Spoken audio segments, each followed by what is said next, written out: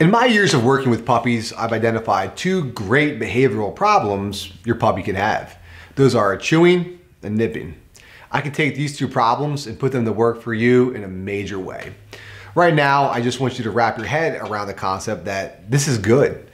In later modules, we're going to discuss at length how to make it very clear to your dog what he should or should not be chewing on and nipping on. Let's concentrate on nipping for now. I want to channel your puppy's primal play drive from nipping to tugging. Once we turn your puppy into a little tugging machine, we can then slowly start to introduce rules to the game of tug.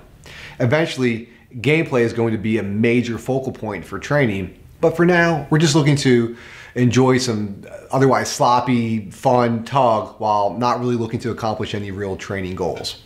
Picture 4-year-olds during a soccer game. The coaches are trying to maintain some order of semblance, but it's not a real soccer game. That's what you're going to be shooting for at this point. The good news is when you look at the next field over and you see the 7-year-olds playing, they're on point. Your puppy will be on point within a week or two as well.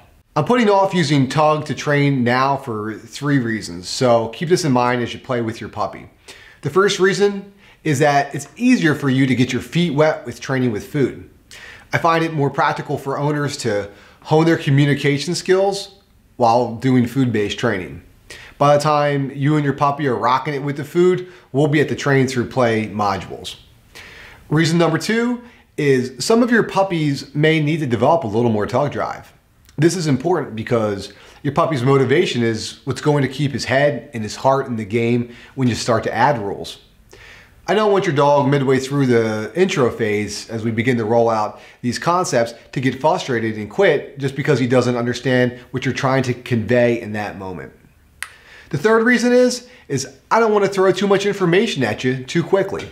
Much like you are trying to do with your puppy, I need you fired up even though you might be struggling with concept comprehension at this point. I want to teach you step by step how to do things the right way, even if it might take slightly longer. If I attempt to cut corners and get to the sweet spot of our training system right off the bat, we'll miss our mark. I'm okay with the results not coming immediately because I know they're just around the corner. We're looking to accomplish one main objective at this point. That is, we're looking to increase your puppy's tug drive. Increasing his drive just means when he sees his tug toy, he comes alive. He's ready to engage. We're going to increase his tug drive using these 5 best practices. First, put all of his tug toys away. Plush toys and robe toys, they're for playing with people only. If not, your dog's going to be destroying them. Second, try not to rip the toy too fast from his mouth, especially if he still has his puppy teeth. It can hurt and diminish his drive. You'll find that certain toys are better than others in regards to not getting stuck on his teeth. Third, move back to get him to engage. Don't push it on him. Tap into that play and prey drive. You shut down when you're told to, and he'll shut down when you start forcing a toy on him.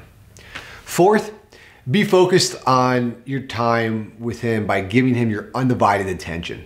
Fifth, laugh and have fun. Enthusiasm breeds enthusiasm. You might end up playing tug 4 to 6 times a day or even more at this point. Next, we're going to talk about how to mitigate chewing until we delve into that concept in greater detail. So keep with it, we're getting there.